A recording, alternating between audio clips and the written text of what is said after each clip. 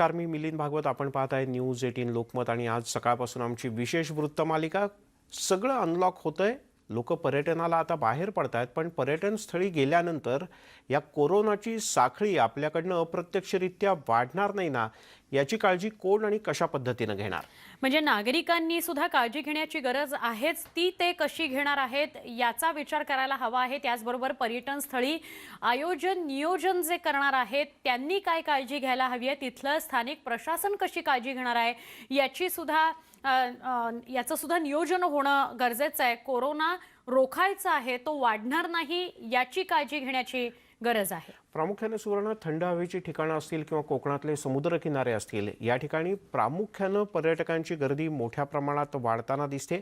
अजूनही कोरोनाचं संकट पूर्णपणे टळलेलं नाही आणि अशा वेळेला पर्यटनस्थळी होणारी गर्दी ही धोक्याची घंटा असू शकते. खरंय. आणि सध्या थंडीचा काळ आहे आणि या थंडीच्या कालावधीमध्ये संसर्गजन्य आजार सुद्धा वाढतात अशी भीती असते, त्यामुळे सुद्धा अधिक काळजी घेण्याची गरज आहे. आपल्या सगळ्यांना कल्पना आहे की 7-8 महिने आपण घरी आहोत सलग. जे वर्क फ्रॉम होम करतायत ते 9-9, 10-10 तास सलग काम करतायत, त्यामुळे अर्थातच ते कंटाळले असणार आहेत. पण जेव्हा आपण अशा वेळेला प्लान करतोय कुठेतरी बाहेर जाण्याचा, तर आपण जितकी काळजी घेतो तितकीच आजूबाजूच्यांची आपण काळजी घेतोय का, हेही आपल्याला पडताळणं गरजेचं असणार आहे.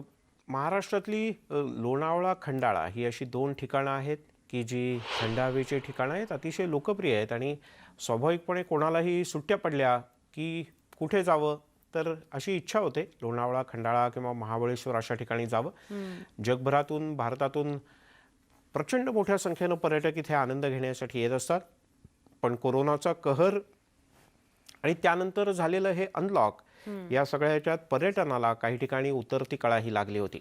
खरे, मागचे काही महिने पर्यटनाचं जे अर्थचक्र होतं ते थांबलं होतं असंच म्हणायला हवं. पण आता मात्र पर्यटन स्थळं गजबजू लागलेली आहेत. लोणावळ्यातली ही दृश्य आपण बघतोय. लोणावळ्यात गाड्या किती प्रमाणात आपल्याला रस्त्यांवर दिसत आहेत, त्यावरनं आपण कल्पना करू शकतो की किती पर्यटक या लोणावळ्यामध्ये उतरले असतील. आणि इथल्या राजमाची पॉइंटवर आमचे प्रतिनिधी अनीस शेख आहेत सध्या. अनीस, काय वातावरण आहे इथे? लोक काय प्रकारचा विचार करतायत, काळजी कशी घेतायत, का थोडंसं दडपण आहे अजून? पर्यटकांची पंढरी म्हणून समजल्या जाणाऱ्या लोणावळा आणि खंडाळ्यामध्ये दरवर्षी लाखो पर्यटक जे आहेत ते पर्यटनाचा आनंद घेण्यासाठी येत असतात. परंतु खरंच त्या कोरोनाच्या कहरनंतर पर्यटकांनी या पर्यटन स्थळाला आता पाठ दाखवलेली आहे. मोठ्या प्रमाणात जे येणारे पर्यटक आहे त्यांचा लोंढा आता पूर्णपणे कमी झालेला आहे आणि त्याचाच थेट फटका जो येथील व्यापाऱ्यावर बसत आहे. आपल्यासोबत काही पर्यटक आहेत, ते गुजरातवरून आलेले आहेत. आपण त्यांना विचारूया, क्या कहेंगे आप, किस प्रकार से कोरोना से अपनी खुद की और आपके परिवार की सुरक्षा करते हैं? नहीं, एक्चुअली हम लोग हर साल आते हैं लोनावला, मोस्ट ऑफ आते हैं वैकेशन में बच्चों को लेके घूमने. ये साल कोरोना का थोड़ा वो था डर, लेकिन ऐसा यहाँ पे आके लगा नहीं हमको, क्योंकि हमारे पास सैनिटाइजर है, मास्क है, सब वगैरह पर प्रोटेक्शन के साथ ही निकल रहे हैं. और यहाँ पे भी होटल वगैरह है जो भी पूरा रिस्ट्रिक्शन में चल रहा है, पूरा सिस्टम का पालन करके ही सब लंच, डिनर, ब्रेकफास्ट वगैरह वगैरह वो पूरा सिस्टम जो कोरोना का कोविड-19 का गाइडलाइन है वो हिसाब से वो सर्व करते हैं और गाइडलाइन को मुजब से ही सब कस्टमर और गेस्ट को संभाल रहे हैं. इसलिए अच्छा है, बेनिफिट है सबको, कोई टेंशन नहीं है. मैडम, आप क्या कहेंगे, किस प्रकार से आप अपने आपके और खुद के और आपके परिवार की सुरक्षा ले रही है? हमने जहाँ पे मतलब ये लोनावला में मार्केट में जाते हैं तो ट्रैफिक वाले जगह पे नहीं जाते, और जो भी रेस्टोरेंट में ये कोविड का जो पूरा गाइडलाइन है वो जो फॉलो करते हैं उसी रेस्टोरेंट में जाते हैं. जहाँ पे सैनिटाइजर, मास्क, टेम्परेचर वगैरह चेक करते हैं वहाँ पे जाते हैं. और घर से भी हम सैनिटाइजर और मास्क सब लेके आए हैं और पूरा रिस्ट्रिक्शन से चल रहे हैं. आपण जर पाहिलं तर या ठिकाणी पर्यटक जे आहेत ते पर्यटकांची संख्या भलेही कमी असली तरी देखील या ठिकाणी येणाऱ्या पर्यटकांना येथील व्यापारी संघटनेचे जे लोक आहेत ते सूचना देतात. सॅनिटायझरचा उपयोग करा, शासनाचे नियम पाळा. आपल्यासोबत या ठिकाणी व्यापारी संघटनेचे जे अध्यक्ष आहेत आपण त्यांना विचारूया, दादा काय सांगाल? आज गेले 6-7 महिने झाले कोरोनाच्या कोविड-19 व्यापारी संघटनेवरती छोटे मोठे व्यावसायिक असतील त्यांच्यावरती भरपूर प्रकारचा यावर हे झालेला आहे. आणि आज जवळपास 1 महिन्याच्या आतमध्ये इथं थोडेसे पर्यटकांची संख्या चालू झालेली आहे. पण जो विषय जो गेल्या काही वर्षाचा होता, पण ह्या वर्षी अजिबात इकडं पर्यटक कुणी येत नाही आहेत. आणि पर्यटक जर आले तर आम्ही त्यांना वारंवार सूचना करतो की सॅनिटायझरचा वापर करा, मास्क लावा. जर आपले मास्क जर खाली हवेने उडून गेले असतील किंवा पडले असतील ते स्वतः उचलून आपल्या जवळ ठेवून त्याची डस्टबिनमध्ये व्यवस्था करा, अशा आम्ही ही लोणावळ्याची दृश्य आपण बघतो आहोत. आमचे प्रतिनिधी अनिस राजमाची या पॉइंटवर होते आणि तिथून आपल्याला माहिती देत होते. पण गर्दी वाढायला लागलेली आहे. नागरिक स्वतः काळजी घेत आहेत, पण तितकंच सोशल डिस्टन्सिंगचं नियमन करणं जमत नाहीये, कारण गर्दी वाढलेली आहे असंही ते सांगतायत. पर्यटन व्यवसायाला मात्र नक्कीच यामुळे चालना मिळेल असाही विश्वास त्यांनी व्यक्त केलाय. आता जाऊयात सोलापूर जिल्ह्यातल्या पंढरपूरमध्ये. महाराष्ट्राचं भक्तीची राजधानी एक प्रकारे पंढरपूरमध्ये दररोज सरासरी 25,000 भाविकांची नोंद होते. अर्थात नेहमीच्या तुलनेत ही संख्या तशी कमी आहे. हळूहळू भाविकांची संख्या वाढूही लागली. आमचे प्रतिनिधी वीरेंद्र उत्पात यांनी घेतलेला आढावा पाहूया. दिवाळीच्या सुट्टीपासून ते संक्रांतीपर्यंतच्या थंडीचा काळ पर्यटनासाठी लोक पसंती करतात, पर्यटनाला भेट देतात, ठिकाणी धार्मिक स्थळांना भेट देतात. पंढरपूर, सोलापूर, पंढरपूर, तुळजापूर आणि अक्कलकोट हे धार्मिक पर्यटनासाठी लोक पसंती देतात. लॉकडाऊनच्या आधीपर्यंत पंढरपूरमध्ये कमीत कमी 25,000 पंढरपुरात दर्शनासाठी येत होते आणि पंढरपुरातील विविध ठिकाणी कैकाडी महाराज मठ असेल, विष्णुपद असेल, येथे पर्यटनाचा आस्वाद पण घेत होते. परंतु लॉकडाऊननंतरची परिस्थिती थोडी वेगळी आहे. कालच पाडव्याच्या मुहूर्तावर दर्शन खुलं झाले असलं तरी 1,000 लोकांनाच दर्शन करण्याची मर्यादा आली आहे. त्यामुळे पंढरपुरात मोठ्या प्रमाणात पर्यटक भाविक येऊ लागलेत आणि सगळ्यांना इच्छा आहे की त्या महाराष्ट्राच्या आराध्य दैवताच्या चरणी डोकं टेकावं, कारण गेल्या 7 महिन्यापासून आषाढी सुद्धा झालेलं नाही. सुवर्ण. आणि आता आपण पंढरपुरातनं चंद्रपुरात जाऊया. ताडोबा अंधारी व्याघ्र प्रकल्पात सुद्धा गर्दी बघायला मिळते आहे. लॉकडाऊनच्या काळात बंद असलेला हा व्याघ्र प्रकल्प 1 ऑक्टोबरपासून सुरू झालेला आहे. अटी शर्ती आणि नियमांचं पालन करून इथं पर्यटकांना प्रवेश दिला जातो आहे.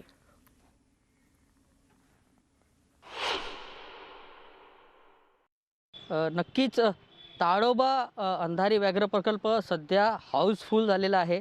दिवाळीच्या सुट्ट्या आहेत आणि त्यामुळे पर्यटकांची पहिली पसंती ही ताडोबा अंधारी व्याघ्र प्रकल्प आहे. ताडोबा अंधारी व्याघ्र प्रकल्पामध्ये एकूण 19 गेटं आहेत. त्यामध्ये 6 जे कोरचे गेट आहेत ते पूर्णपणे फुल आहेत. त्यासोबतच जवळपास 200 जिप्सी या पर्यटकासाठी असतात आणि त्यासोबतच पर्यटक आहेत ते स्वतःची काळजी घेत आहेत. मास्क आणि सॅनिटायझरचा वापर करत आहेत. एकंदरीत सगळ्या गोष्टींची काळजी घेत हा प्रकल्प सुरू आहे. ताडोबा व्यवस्थापनाने सुद्धा काळजी घेतलेली आहे. त्यासोबतच सोशल डिस्टन्सिंग असो की टेम्परेचर चेक करणे, या सगळ्या गोष्टी ताडोबा अंधारी व्याघ्र प्रकल्प काटेकोरपणे पालन करत आहेत. त्यासोबतच दरवर्षी दिवाळीच्या वेळी आणि सुट्ट्यांच्या वेळी पर्यटन स्थळ हा खुलून असतो ताडोबा. यावेळीसुद्धा तसंच दिसून येते. लॉकडाऊनच्या काळात हे सगळे जो पर्यटन स्थळ होते बंद होते आणि त्यामुळे मोठा फटका पर्यटन विभागाला किंवा या ताडोबाशी निगडीत असलेल्या जे व्यवसाय आहेत त्यांच्यावर फटका पडला होता. आणि आता सध्या पुन्हा हे जे सगळे उद्योग असो की पर्यटन हा पुन्हा रुळावर येत आहेत आणि या आता अर्थचक्राला गती निर्माण झालेली आहे. एकंदरीत आनंदाची गोष्ट आहे की ताडोबाशी निगडीत असलेल्या व्यवसाय पुन्हा सुरळीत सुरू झालेले आहेत आणि सध्या तरी सगळ्या काळज्या घेत पर्यटक करत आहे. यानंतर जाऊयात नाशिकमध्ये. नाशिक जिल्ह्यातले नागरिक धरणावर जाऊन दिवाळीच्या सुट्टीचा आनंद घेत आहेत. ग्रामीण भागात मोठी पर्यटन स्थळं नाहीत, त्यामुळे धरणावर जाऊनच अनेकांना पर्यटनाचा आनंद घ्यावा लागतोय. नाशिकमधली ही दृश्य आहेत. नाशिकमध्ये धरण परिसरामध्ये खूप मोठ्या प्रमाणात नागरिक जमलेले आहेत आणि एक त्यांना थोडासा निवांतपणा जो हवा आहे किंवा गेले अनेक दिवस ते घरात अडकून पडलेले आहेत. लॉकडाऊनमुळे कुठे बाहेर पडता आलेलं नाही. तर अशा वेळी खूप दिवस लांबही जायचं नाही, पण जवळच्या जवळ कुठेतरी जाऊन यायचा असा विचार करून हे पर्यटक धरणाच्या परिसरामध्ये आलेले दिसत आहेत. राज्यात हळूहळू लॉकडाऊन समाप्त झाल्यानंतर आता नागरिक मोठ्या प्रमाणात घराबाहेर देखील पडू लागलेले आहे. कोरोनाची भीती मागे सारून आता नागरिक दिवाळीच्या सुट्टीचाही आनंद घेताना दिसत आहे. नाशिकच्या ग्रामीण भागात मोठे पर्यटन स्थळ नसल्यामुळे नागरिक आता डॅमवर ज्या ज्या ठिकाणी मोठे धरण आहे तिथे जाऊन सुट्टीचा आनंद घेत आहे. नाशिकच्या ग्रामीण भागात गिरणा धरण असो, मनमाडचा वाघजार्डी धरण असो किंवा चनकापूर धरण असो, या सर्व धरणावर आता नागरिकांची मोठी गर्दी होताना दिसत आहे. मनमाडचा जो वाघजार्डी डॅम आहे तो जेव्हापासून ओव्हरफ्लो झालेला आहे तेव्हापासून इथे रोज मोठ्या प्रमाणात नागरिकांची गर्दी होते. लोक सहकुटुंब या धरणावर येऊन एन्जॉय करताना दिसत आहे. मात्र मोठ्या प्रमाणात गर्दी होत असल्यामुळे एका प्रकारे कोरोनाचा धोकाही वाढण्याची शक्यता नाकारता येत नाही. कारण जो सोशल डिस्टन्स आहे तो फज्जा उडत आहे. मात्र आता कोरोनाची भीती मागे सारून नागरिक आता पूर्णपणे एन्जॉय करायला लागलेले आहे. बब्बू शेख, न्यूज 18 लोकमत, मनमाड. या सगळ्या पर्यटन स्थळांवरची दृश्य जेव्हा आपण बघतोय, आपल्या प्रामुख्यानं एक गोष्ट लक्षात येईल, लोक अजून सुद्धा मास्क वापरत नाही आहेत, स्वतःहून सोशल डिस्टन्सिंग पाळत नाही आहेत आणि हे मात्र फार घातक आहे. आयोजन करणारे किंवा नियोजन करणारे सगळ्यांनी नियम घालून दिले पाहिजेत असं जेव्हा आपण म्हणतो, तेव्हा आपण किती नियम पाळणार आहोत आणि आपण स्वतःला किती नियम घालून घेणार आहोत हेही विचार करण्याची गोष्ट आहे. आवश्यकता आहे. कारण देशामध्ये सगळं आता अनलॉक होत आहे. म्हणजे अगदी काही मोजक्या गोष्टी सोडल्या तर सगळं हळूहळू खुलं होत आहे. अनेक भागात पर्यटक हे पर्यटनासाठी बाहेर पडतायत. पण औरंगाबादमधली पर्यटन स्थळं आजही बंद आहेत. औरंगाबादमध्ये जगप्रसिद्ध बीबी का मकबरा, वेरूळच्या लेण्या, औरंगाबादच्या लेण्या, पाणचक्की अशी अनेक पर्यटन स्थळं आहेत. आकर्षित करतात ती सातत्याने. इतिहासाची साक्ष देणारी ही सगळी स्थळं आहेत. मात्र ती सगळी स्थळं अजून सुरू झालेली नाही आहेत. रोज या ठिकाणी महाराष्ट्र आणि महाराष्ट्राबाहेरचे हजारो पर्यटक येत असतात. पण ही पर्यटन स्थळं बंदच आहेत. त्यामुळे पर्यटकांनी औरंगाबादच्या या पर्यटन स्थळांबाबतीत तरी नाराजीच व्यक्त केलेली आहे. पुरातत्व विभागाशी संपर्क साधला असता अद्याप पर्यटन स्थळं खुली करण्याबाबत कुठलाही आदेश प्राप्त झालेला नाही अशी माहिती मिळते. मला असं वाटतं मगाशी आपण शनिवार वाड्याविषयी सुद्धा आपल्या प्रेक्षकांना सांगितलं होतं. पुरातत्व खात्याच्या अंतर्गत जी पर्यटन स्थळं येत असतील त्याच्याविषयीचे अजून निर्देश मला वाटतं गेलेले नसावेत मिलिंद. कारण ते केंद्र सरकारकडून यावे लागतात आणि केंद्र सरकारनं असे स्पष्ट निर्देश अजून जारी केलेले नाहीत. त्यामुळे राज्यातली पुरातन विभागाच्या अखत्यारीतली जी ठिकाणं आहेत ती अजूनही बंद आहेत. पण अन्य काही ठिकाणं म्हणजे जसं आपण लोणावळा, खंडाळा, महाबळेश्वर हे सगळं बघितलं, हे सगळं मात्र अनलॉक आहे. 6 ते 7 महिन्यापासून कोरोनाच्या प्रादुर्भावामुळे औरंगाबाद शहरासह देशभरातील जी लॉकडाऊन लावण्यात आलं होतं, देशभरातील पर्यटन स्थळं बंद होती. 2 दिवसापूर्वीच धार्मिक स्थळे जी आहेत राज्य सरकारने महाराष्ट्रातली खुली केलेली आहेत. त्याचबरोबर आता धार्मिक स्थळाबरोबरच पर्यटन स्थळं देखील लवकरात लवकर सुरू करावी अशी मागणी जोर धरत असताना अनेक ठिकाणची पर्यटन स्थळे देखील उघडी झालेली आहेत. मात्र अशा परिस्थितीत देखील औरंगाबाद येथील पुरातत्व खात्याअंतर्गत येणारे हा बीबीचा मकबरा, पाणचक्की अशी अनेक पर्यटन स्थळे अद्यापही उघडण्यात आलेली नाही. त्यामुळे या ठिकाणी येणाऱ्या पर्यटकांचा हिरमोड आपल्याला पाहायला मिळतोय. यासंबंधी पुरातत्व खात्यांच्या अधिकाऱ्यांशी चर्चा केली असता त्यांनी आत्तापर्यंत कुठलाही आदेश प्राप्त झालेला नसल्याचं सांगितलेलं आहे. त्यामुळेच अजूनही औरंगाबादकरांना या पर्यटन स्थळ खुली करण्याची वाट पाहावी लागणार आहे. सचिन जिरे, न्यूज 18 लोकमत, औरंगाबाद. मेळघाट व्याघ्र प्रकल्प पाहण्याकरता पर्यटकांची गर्दी होतीये. मेळघाटचं निसर्ग खुललंय, त्यामुळे अमरावती जिल्ह्यातल्या पर्यटनही वाढू लागलंय. जंगल सफारीला पर्यटक प्राधान्य देत आहेत. पर्यटनामुळे विविध व्यवसायांना मात्र संजीवनी मिळाली आहे असंच म्हणावं लागेल. आमचे प्रतिनिधी संजय शेंडे आपल्यासोबत आहेत. संजय, काय वातावरण या परिसरातलं, पर्यटक किती प्रमाणात येत आहेत आणि पर्यटन स्थळांकडून, जिथे पर्यटन स्थळं आहेत तिथल्या आयोजकांकडून काय निर्बंध घातले गेलेत कोरोना वाढू नये याकरता?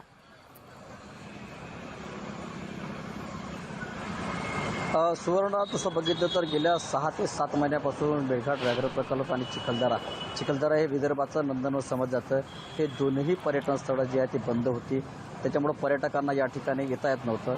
मात्र आता अनलॉकची प्रक्रिया सुरू झाल्यानंतर मेळघाट व्याघ्र प्रकल्प सुरू करण्यात आलेला आहे आणि चिखलदरासुद्धा पर्यटकांसाठी सुरू करण्यात आलेला आहे. त्यामुळं आज पहिल्याच दिवशी दिवाळीनंतर जर बघितलं तर मोठ्या प्रमाणात चिखलदऱ्यांची या ठिकाणी पर्यटकांची रेलचेल सुरू झालेली आहे आणि चिखलदऱ्यासोबतच महाराष्ट्रातल्या किंवा भारतातल्या महत्त्वाच्या व्याघ्र प्रकल्पापैकी जो मेळघाट व्याघ्र प्रकल्प आहे तो व्याघ्र प्रकल्प याच ठिकाणी आहे. 1677 चौरस किलोमीटरमध्ये हा व्याघ्र प्रकल्प पसरलेला आहे आणि अतिशय जंगलाचं वातावरण या ठिकाणी आणि सातपुड्याच्या पायथ्याशी असलेलं हे ठिकाण आहे चिखलदरा आणि मेळघाट व्याघ्र प्रकल्प. ह्या दोन्ही ठिकाणी संपूर्ण महाराष्ट्रातून लोक मोठ्या प्रमाणात या ठिकाणी येत असतात आणि या ठिकाणी मेळघाटच्या सौंदर्यासोबतच चिखलदराचे जे सौंदर्य आहे या ठिकाणी दऱ्याखोऱ्या असतील, या धबधबे असेल, हे निसर्गरम्य वातावरण आहे. सोबतच या ठिकाणी जे मेळघाट व्याघ्र प्रकल्प आहे, मेळघाट व्याघ्र प्रकल्पामध्ये वाघ आहेत, बिबटे आहेत किंवा इतर जंगली जनावर आहे, अस्वल आहे, जंगली कुत्री आहे, हे सुद्धा पाहण्यासाठी मोठ्या प्रमाणात लोक या ठिकाणी येत असतात आणि या ठिकाणी चिखलदऱ्यावरून किंवा कोलकासवरून जंगल सफारी सुरू केली जाते आणि पर्यटकांना जंगलातून सफारी दाखवण्यात येते. सोबतच कोलकासमध्ये हत्तीवरून सफारी केली जाते आणि या हत्ती सफारीला मोठं प्रमाणात प्रचंड प्रतिसाद मिळत आहे. त्यामुळं पर्यटकांनी या ठिकाणी यायला सुरुवात केलेली आहे. गेल्या अनेक दिवसापासून या ठिकाणचा जो रोजगार होता, हॉटेल चालक असतील, रेस्टॉरंट असेल किंवा जिप्सी चालक असतील, यांची खरं तर उपासमारीची वेळ आली होती. मात्र हा पर्यटन व्यवसायालाही आता चालना मिळाल्यामुळं ते इथले जे व्यावसायिक देखील आता आनंदी झालेले आहे. मात्र महत्त्वाचं म्हणजे की खरं तर लॉकडाऊनच्या काळात किंवा आता कोरोनाच्या पार्श्वभूमीवर ज्या काही खबरदारी घ्यायला पाहिजे ते मात्र घेताना पर्यटक दिसत नाही. अनेक पर्यटक या ठिकाणी मास्क न लावताना आपल्याला फिरताना दिसत आहे. त्याच्यामुळं खरं तर ही एक धोक्याची घंटा असू शकते. त्यामुळं आतापर्यंत चिखलदरा किंवा मेळघाटात गेल्या अनेक दिवसापासून कोरोनापासून हे ठिकाण मुक्त होतं आणि इतर अमरावती जिल्ह्यातील सगळ्यात कमी जे रुग्ण आहे कोरोनाचे ते चिखलदरा आणि मेळघाटात सापडलेले आहे. मात्र आता बाहेरून येणाऱ्या पर्यटकांमुळं या ठिकाणी कोरोना तर पसरणार नाही ना अशी भीतीसुद्धा आता स्थानिक लोकांमध्ये निर्माण झालेली आहे.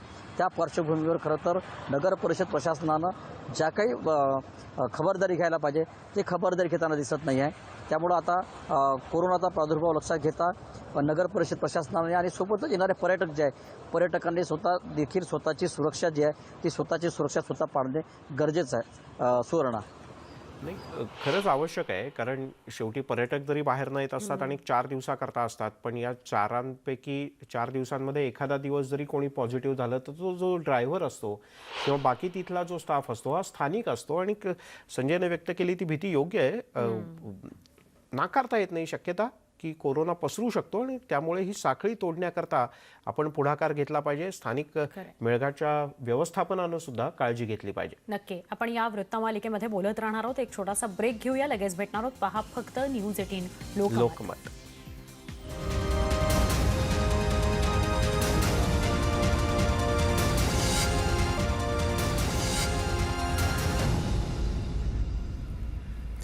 आपण पाहताय न्यूज 18 लोकमत आणि आमची आज सकाळपासून सुरू असलेली महत्त्वपूर्ण वृत्तमालिका. अर्थात पर्यटनाला आपण बाहेर पडतोय, अनलॉक सगळं होतंय, पण या सगळ्यात कोरोना रोखणार कसा, काळजी घेणार कसा?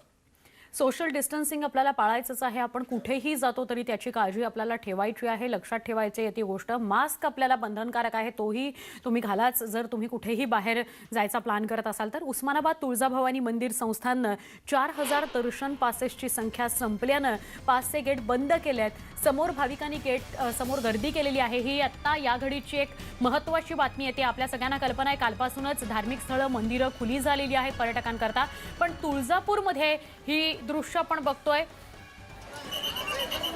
दररोज 4000 भाविकांनाच दर्शन मिळणार आहे आणि त्याहूनही जास्त पर्यटक गेट बाहेर उभे आहेत, पण त्यांना गेट बंद करावं लागलेलं आहे कारण गेट समोर भाविकांची मोठी गर्दी झालेली आहे. सकाळी 10 वाजताच हे पूर्ण झालं. ही जी पासची संख्या जी मंदिर प्रशासनानं निश्चित केली होती ती, आणि त्यामुळे गेट जे आहेत ते बंद करण्यात आले, पास देणं बंद करण्यात आलं. बालाजी निरफळ आपले प्रतिनिधी आपल्यासोबत आहेत. बालाजी, मंदिराच्या पास मिळण्याच्या खिडकीबाहेर मोठा गोंधळ दिसतोय. एकूण बघितलं मिलिंद सर, तर 8 महिन्यापासून हे जे मंदिर आहे ते दर्शनासाठी बंद होतं. राज्य शासनानं जे आदेश काढले त्यानुसार काही नियमावली ठरवत उस्मानाबाद जिल्हा प्रशासनानं हे मंदिर सुरू केलं. याच्यात सगळ्यात महत्त्वाचं होतं की 4000 जे ऑनलाईन पासेस आहेत त्या ऑनलाईन पासेसनुसार दर्शन देणार मर्यादा ठेवली होती. मात्र भाविकांची संख्या जर बघितली, 2 दिवस झालं भाविक, कालचा आणि आजचा दिवस, भाविक हे मोठ्या प्रमाणात येत आहेत. या तुळजाभवानी मंदिराचा जर विचार केला तर 3 राज्यातून भाविक या दर्शनासाठी येत असतात. आंध्र प्रदेश असेल, कर्नाटक असेल, महाराष्ट्र असेल, या तिन्ही राज्यातून येतात. त्याच्यामुळं प्रशासनानं नियोजन करताना एकतर पुजारी हे सांगत होतं की ऑनलाईन सध्या तुम्ही पासेस देऊ नका, त्याची मागणी पूजा ही बंद करा, का तर जे दर्शन पूर्ण होईल तेच सोयीस्कर होईल. मात्र प्रशासनानं हे ऑनलाईन पासेसचं वेळ घातला आणि 4,000 पासेस त्यांनी दिवसाला ठरवले. मात्र हे आजचं जर बघितलं तर सकाळी 10 वाजताचे जे पास आहेत ते पूर्ण संपल्यानं भाविकांची जी आहे ती गर्दी केलेली आहे. भाविकांचं म्हणणं आहे की आम्हाला दर्शन करायचंय, मग आम्ही खुल्या रांगेत राहून दर्शन करू शकत नाही, तर रांगेत जर राहिलं तर किमान 4-4 तास रांगेत उभा राहावं लागतं. म्हणून दर्शन जे आहे ते पास द्या आणि त्याचे दर्शन द्या. मात्र हे पासच बंद असतात, मर्यादा संपल्यानं जे आहे ते तुळजाभवानीच्या मंदिर संस्थांना हे सगळं गेट बंद केलं. त्यामुळे भाविकांनी मंदिरात घुसण्याचा आपल्या त्या कार्यालयामध्ये घुसण्याचा सुद्धा प्रयत्न केला. काही काळानं सिक्युरिटीने हे वातावरण सगळं शांत केलेलं आहे. मात्र आता जी आहे ती परिस्थिती तशीच आहे की गर्दी जी आहे ती प्रचंड प्रमाणात आहे आणि लोकांची हीच मागणी आहे की पास जे आहे ते आणि ही जी गर्दीची परिस्थिती या पासच्या काउंटर बाहेर दिसतीये किंवा मंदिराच्या गेट बाहेर दिसतीये, तीच खरी मिलिंद भीतीची परिस्थिती आहे. चिंतेची गोष्ट आहे. मास्क बांधला पाहिजे, हात वारंवार धुतले पाहिजेत आणि घराबाहेर पडल्यानंतर अंतराच्या नियमाचं पालन केलंच पाहिजे. यासोबत या बुलेटिनमध्ये इथेच थांबूयात. ताज्या बातम्यांसाठी पहा फक्त न्यूज 18 लोकमत.